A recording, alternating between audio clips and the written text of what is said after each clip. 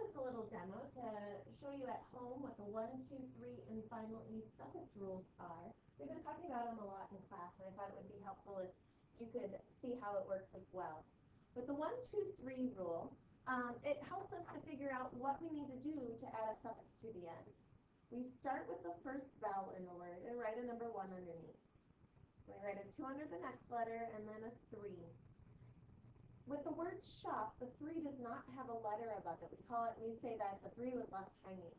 So that tells us that we need to double that last letter before adding our ending, whether it's ing or ed or er. We can also do it with the word lean. We start with the first vowel again, write a 1 under the first vowel, then a 2, then a 3. In this word, the word lean, the N is above the number 3, so the 3 is not left hanging. We do not need to double that N before adding our ending. With the word walk, we can try a 1, 2, 3 rule again. Again, the K is above the 3, so we do not have to double that K before adding our ending.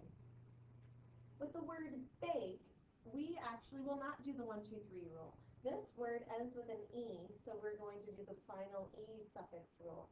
If there's an E at the end of the word, before we can add our ending, we need to drop the E before adding ed or ing.